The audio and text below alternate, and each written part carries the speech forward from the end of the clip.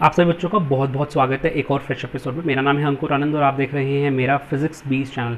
बच्चों लोग, आप लोगों में से कई सारे बच्चे जो हैं वो मेडिकल साइंसेज के हैं और वो यूनिवर्सिटी ऑफ दिल्ली में एडमिशन लेना चाहते हैं और कईयों का मन जो है वो माइक्रोबायोलॉजी से रिलेटेड है। आज का वीडियो बहुत ही कमाल का होने वाला है क्योंकि मैं आपसे माइक्रोबायोलॉजी के बारे में बात करने वाला हूँ। साइड वाली स्क्रीन पे आपको जो है माइक्रोबायोलॉजी के काफ़ी सारे पॉइंट्स आपको दिखते रहेंगे। मीनवाइल जो मैंने रिसर्च करी है और जो मेरे इतने सालों का एक्सपीरियंस है माइक्रोबायोलॉजी को लेके, वो मैं इस वीडियो में लेके आया हूँ आप लोगों के लिए। आई थिंक पूरा वीडियो देखोगे तो ही बात समझ में आएगी और ये सारे उन बच्चों के लिए है जो बच्चे जो हैं क्या कहते हैं BDS में जाना चाहते हैं या अभी MBBS करना चाहते हैं। तो एक बार ज़रा सोच लीजिए क्योंकि और भी कई सारे स्कोप्स हैं जो आप इस फील्ड की तरफ जाकर देख सकते हैं। हालांकि बच्चों का जो इंटरेस्ट है वो तो माइक्रोबायोलॉजी की तरफ में बहुत खास नहीं होता है, लेकिन मैंने ऐसे लोगों को भी देखा है जिन्होंने MBBS करने के बाद मास्टर्स करते हैं, वो भी माइक्रोबायोलॉजी में, क्योंकि उनका करियर आगे इसी फील्ड में बनाना होता है। तो मैं आपसे वीडियो में कुछ इसी बारे में बात करने वाला हूँ बच्चों। पहले कि हम वीडियो को आगे कंटिन्यू करें, हम जो है थोड़ा आराम से बैठ जाएं और आपसे जो है बात करें। बच्चों, माइक्रोबायोलॉजी जो है ना बेसिकली एक फील्ड का नाम से ही समझ में आता है माइक्रोबायोलॉजी। तो अगर हम बोलते हैं माइक्रोबायोलॉजी तो इसका मतलब ये होता है कि हम माइक्रो ऑर्गेनिजम्स के बारे में पढ़ते हैं। अब आप सबको पता है, चाहे कोविड की सिचुएशन हो, वैक्सीनेशन बनाने की बात हो या फिर मेडिसिन हो या आप कर्ड खाते हैं, तो इन सब में माइक्रोबायोलॉजी ही है। इनमें सब में माइक्रो ऑर्गेनिजम्स होते हैं और में माइक्रोबायोलॉजी जो है उसकी किसकी स्टडी की जाती है। मुझे आज से कुछ साल पहले याद है, मेरा एक फ्रेंड था बहुत अच्छा, हम एक साथ पढ़ाते थे पहले, और उसके बाद में उसका जो है वो क्या कहते हैं ये इंडियन एग्रीकल्चर रिसर्च इंस्टीट्यूट है, वहाँ से वो PhD कर रहा था और उसके बाद में शायद हो सकता है वो वीडियो भी देख रहा हो।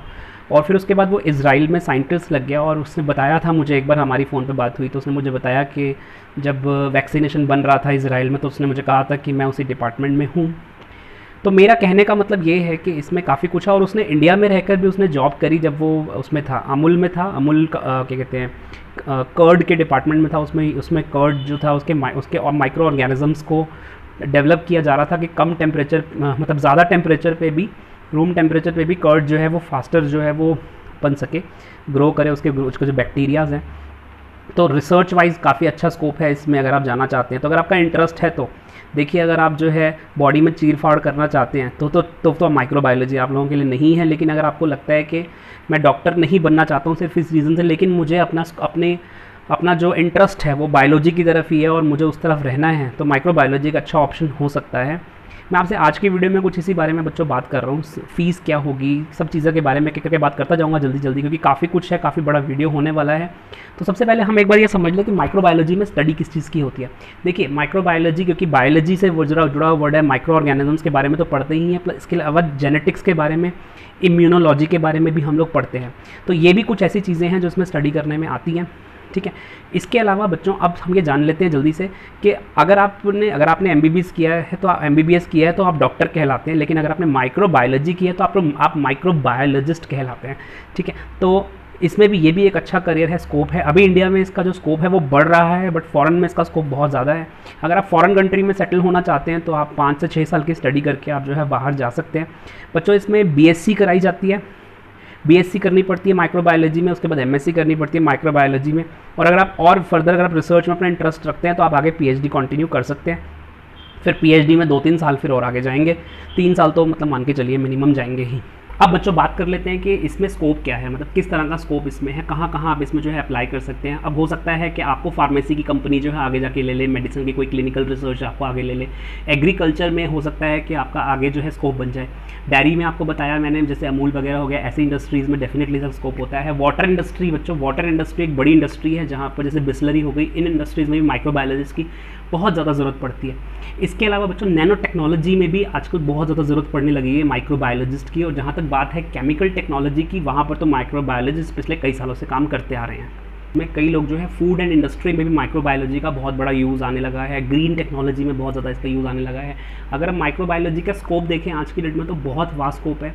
काफ़ी बड़ी बड़ी कंपनीज़ हैं गुड़गांव में, दिल्ली में आसपास में, नोएडा में, गुड़गांव में, ऐसी बहुत बड़ी बड़ी कंपनीज़ हैं जो अब यहाँ पर सेटल होने लगी हैं और माइक्रोब्स के ऊपर काम करने लगी हैं, क्लाइमेट चेंज के ऊपर बात करने लगी हैं। तो इनके ऊपर जो है काफ़ी कुछ रिसर्च अब इंडिया में होने लगी है। हालांकि ये सारा स्कोप जो था पहले इंडिया से बाहर था, लेकिन अब थोड़ा सा बच्चों अगर आप रिसर्च में अगर आपका इंटरेस्ट नहीं है, अगर आप कंपनीज़ वगैरह में जॉब नहीं करना चाहते हो, रिसर्च में जॉब नहीं करना चाहते हो आप, तो डेफिनेटली टीचिंग में तो आप आ ही सकते हो। अगर आप टीचर बनना चाहते हो माइक्रोबायोलॉजी को आगे फर्दर पढ़ाने के लिए, तो इनके लिए टीचर्स की भी ज़रूरत पड़ती है और डेफिनेटली इसकी वहाँ भी एक डिमांड रहती है। तो स्कोप बहुत अच्छा है बच्चों। यूजुअली कोई भी जब आप कोर्स करते हो या तो टीचिंग की तरफ होता है या फिर वो जो है इंडस्ट्री की तरफ होता है, लेकिन ये इंडस्ट्री और टीचिंग दोनों की तरफ लेके जाता है आपको, जिसकी वजह से इसको एक बड़ा एडवांटेज मिलता है। अभी बात कर लेते हैं जल्दी से इसके टॉप कॉलेजेस कौन कौन से हैं जो पूरे इंडिया में हैं। बच्चों मैंने 4 ऐसे टॉप कॉलेजेस जो हैं वो बताए हैं। सबसे पहला जो मैंने कॉलेज है वो बताया है मद्रास क्रिश्चियन कॉलेज, जो कि 17th रैंक NIRF पे रखता है। लेकिन वैसे माइक्रोबायोलॉजी मतलब कॉलेज का रैंक जो है वो 17 है, लेकिन जो माइक्रोबायोलॉजी के जो कोर्स के लिए जो रैंकिंग है वो उसकी नंबर 1 पे है बच्चों, मद्रास का कॉलेज है। बच्चों जहाँ तक दूसरा बात, जो सेकंड जो कॉलेज है वो भी जो है प्रेसिडेंसी कॉलेज है, जो कि 5th रैंकिंग रखता है NIRF में, ठीक है। ये भी जो कॉलेज है ये भी एक अच्छा कॉलेज माना गया है, ठीक है। इसके बाद में जो है मैं तो इस अगले वाले कॉलेज का जो नाम है वो भी नहीं ले पाता हूँ, ठीक है। मैं पहले भी थोड़ा सा अटक जाता था। फर्ग्यूसन कॉलेज है जो कि पुणे में है बच्चों। ये कॉलेज बहुत पुराना है, 1895 का ये कॉलेज है। ये जो कॉलेज सेटअप किया था ये ब्रिटिशर्स ने सेटअप किया था। ये भी एक अच्छा कॉलेज बच्चों माना जाता है ये, लेकिन ये बच्चों आपको मैं क्लियर कर दूँ कि ये एक प्राइवेट कॉलेज है और लेकिन ये कॉलेज एक अच्छा कॉलेज है। उस टाइम पे ये सेट हुआ था। अभी क्या है कि इसमें माइक्रोबायोलॉजी का जो है अच्छा स्कोप देखने को मिला है, नंबर 3 रैंकिंग के ऊपर आता है बच्चे। नंबर 4 कॉलेज जो है सेंट जेवियर कॉलेज है, जो कि अपने आप में बहुत फेमस है। ये कहते हैं मुंबई का जो है सेंट जेवियर तो काफ़ी फेमस है। पुणे का जो लेकिन ये जो कॉलेज है ये जो है कोलकाता का कॉलेज है। इसमें जो एडमिशन होता है वो एंट्रेंस बेस्ड होता है। इसके बारे में थोड़ी एक्स्ट्रा इन्फॉर्मेशन मुझे ये मिली बच्चों कि ये अक्टूबर में इसका 2nd वीक में के बाद, मतलब 2nd वीक खत्म 3rd वीक में इसका जो है फॉर्म भी निकल जाता है बच्चों। इसका अपना खुद का एक एंट्रेंस एग्ज़ाम होता है, तो इसमें भी आप अपनी जो है नज़र रख सकते हैं। NIRF रैंकिंग में भी 7th नंबर पे आता है। 2020 की रैंकिंग में आपको लोगों को बता रहा हूँ। तो अदरवाइज़ अगर आप जो है दिल्ली में रहते हैं, दिल्ली NCR में रहते हैं और आपको लगता है कि मैं बाहर नहीं जा सकता हूँ, अगर आपको लगता है मैं बाहर नहीं जा सकता हूँ और आप दिल्ली के आसपास रहते हैं और आप ये चाहते हैं कि दिल्ली में कोई आसपास अच्छे कॉलेज बताइए माइक्रोबायोलॉजी के, तो येस बच्चों इसमें भी कोई ऐसी बात नहीं है। हमारी यूनिवर्सिटी ऑफ दिल्ली जो है वो स्टैंड करती है गर्ल्स के लिए। नंबर 1 पे जो कॉलेज आता है वो है गार्गी कॉलेज बच्चों, जो कि सिर्फ गर्ल्स कॉलेज है। तो अगर गर्ल्स माइक्रोबायोलॉजी की तरफ जाना चाहती है तो गार्गी कॉलेज को चूज़ कर सकती है। शहीद राजगुरु कॉलेज है बच्चों नंबर 2 पे।